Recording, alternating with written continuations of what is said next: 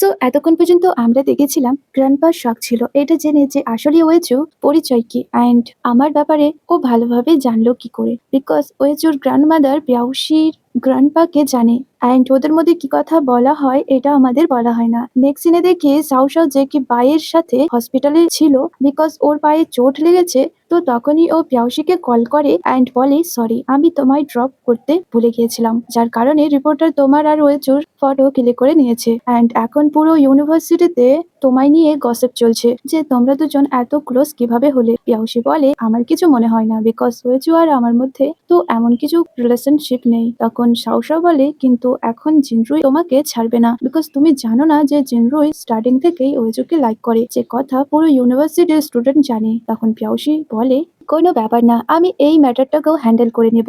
তখন শাও শাও নিজের স্টোরি বলে যে আজ বাই তার কিভাবে হেল্প করেছে যখন সে স্লিপ হয়ে পড়ে গিয়েছিল। তো এটা শুনে পিয়াউসি সাও শাও এর জন্য হ্যাপি হয়। ওয়েল এরপর দেখি ভাই সাও শাওকে ডাকে অ্যান্ড মেডিসিন দেয়। শাও শাও বাইকে থ্যাঙ্কস করে অ্যান্ড মেডিসিনের বিল পে করতে চায়, বাট বাই নেয় না, বরং বলে যে আমি সিনিয়র, এই জন্য আমার রেসপন্সিবিলিটি জুনিয়রের খেয়াল রাখা। নেক্সট দিনে দেখি ওয়েচু পিয়াউসির বাড়িতে ডিনার করছিল, যেখানে গ্র্যান্ডপা অনেক ভালোভাবে ওয়েচু ট্রিট করছিল।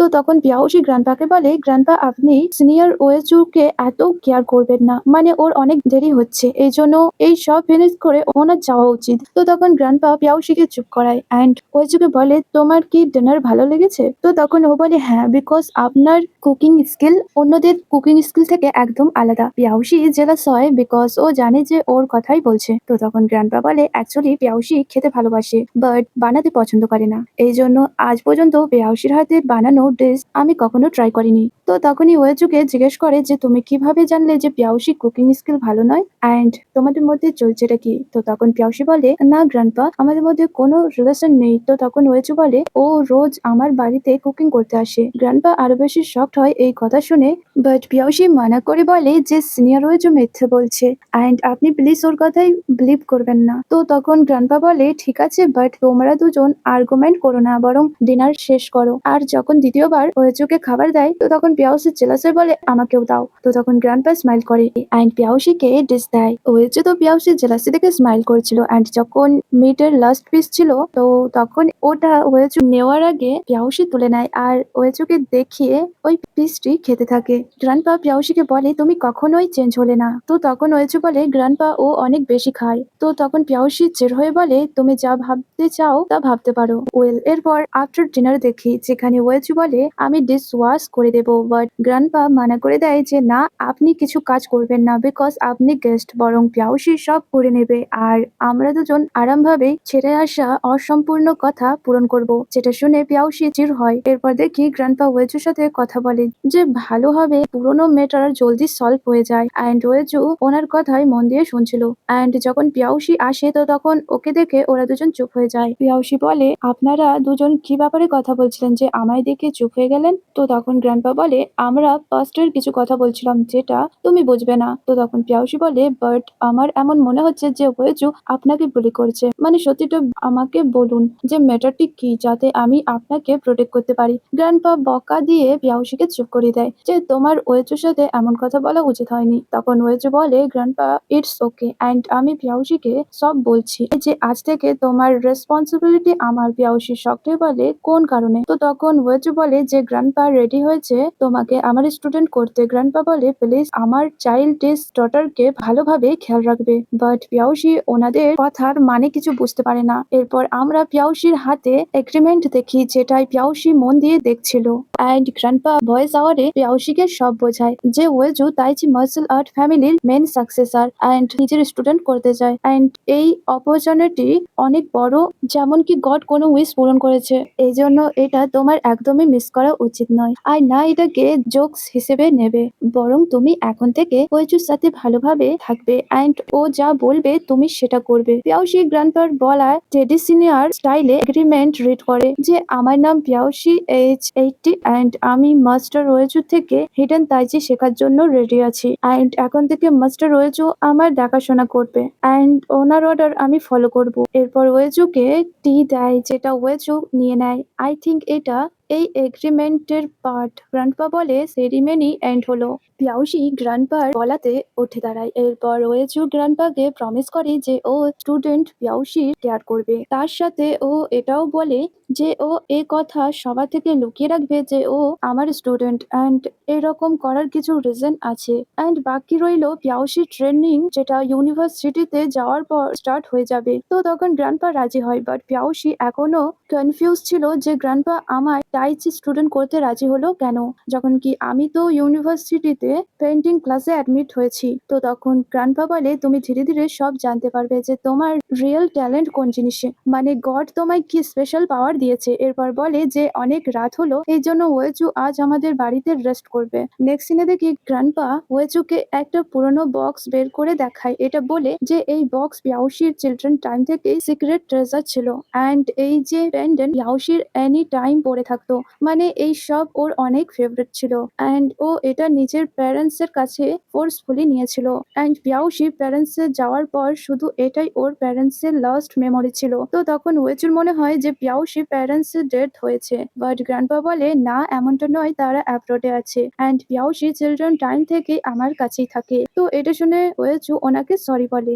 গ্র্যান্ডপা বলে যে পিয়াউসি চিলড্রেন টাইমে অনেক কান্না করতো, এই জন্য আমি ওকে মার্শাল আর্ট শিখিয়েছিলাম অ্যান্ড এরপর থেকে কেউ সাহস পায়নি পিয়াউসিকে বুলি করার। অ্যান্ড একবার তো অল প্যারেন্টস বাচ্চাদের নিয়ে কমপ্লেন করতে এসেছিল বিকজ পিয়াউসি ওই সব ব্যাড বয়দের পানিশ করেছিল। তো এই কথা শুনে ওয়েচু স্মাইল করে আর বলে হ্যাঁ, এটা আমি ইমেজ করতে পারি যে ওই টাইমে পিয়াউসি ওই বয়দের কি অবস্থা করেছিল। তো তখনই পিয়াউসি আসে অ্যান্ড ও বলে যে গ্র্যান্ডপা এত রাত হয়েছে, আপনি কেন ঘুমোতে যাননি। গ্র্যান্ডপা বলে কিন্তু আমি ওইজোর সাথে আরো কথা বলতে চাই, বাট পিয়াউসি ওনার কোনো কথাই শোনে না, বরং ওনাকে রুমে যেতে বলে। তো তখন গ্র্যান্ডপা বলে আমার ভালো লাগছে এটা দেখে যে আমার গ্র্যান্ড ডটার অনেক ব্রেভ হয়ে গেছে অ্যান্ড নিজের খুশি খুঁজে নিয়েছে। পিয়াউসি বলে না গ্র্যান্ডপা, এমনটা কিছু নয়, প্লিজ এমন ভাববেন না। তো তখন তিনি সরি বলে সেখান থেকে চলে যায়। গ্র্যান্ডপা যাওয়ার পর ওয়েচু থেকে বক্স নিয়ে বলে তুমি কি জানো না যে কারোর পারমিশন ছাড়া কারোর জিনিসে হাত দিতে নেই। তো তখন ওয়েচু সরি বলে। এরপর বলে এটা মানতেই হবে যে তোমার আর গ্র্যান্ডপার মধ্যে বন্ড অনেক স্ট্রং। তো এটা শুনে ও খুশি হয়। এরপর বলে তোমার কি জেলাস ফিল হচ্ছে।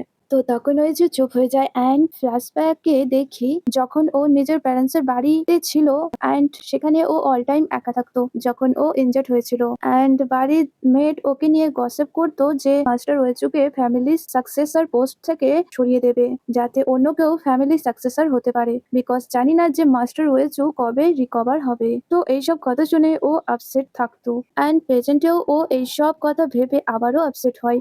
পিয়াউসি বলে কি হলো, আমি কি কিছু ভুল বললাম। বাট ওয়েচু যখন কোনো রিপ্লাই করে না তো তখন ও বলে ঠিক আছে, বলতে হবে না, আর ও নিজেও চুপ হয়ে যায়। ওয়েল এরপর দেখি অনেক রাত হয়ে গেছে, মানে স্লিপিং এর টাইম, বাট প্রবলেম এটা যে ওয়েচু কোথায় থাকবে, বিকজ পিয়াউসি নিজের বেড ওয়েচুকে দিতে চায় না আর বলে তুমি বাইরে চেয়ারে গিয়ে স্লিপিং করো। তো এটা শুনে ওয়েচু ইনোসেন্ট ফেস করে। ওয়েচুকে দেখে ও তখন বলে দেখো প্লিজ আমাকে ইমোশনে ব্ল্যাকমেল করো না, বাট পরে ও রাজি হয়ে বলে ঠিক আছে তুমি আমার বেডে ঘুমাতে পারো অ্যান্ড আমি বাইরে চেয়ারে ঘুমিয়ে নেবো। অ্যান্ড ও যখন ওয়েচুকে নিজের রুমে ছেড়ে চলে যায় তো তখন ওয়েচু পিয়াউসির ফটো দেখে বলে জানি না তুমি কবে আমার ইন্টেনশন বুঝবে যে আমি তোমাকে নিয়ে কেমন ফিল করি। ওয়েল সিন কাট হয়।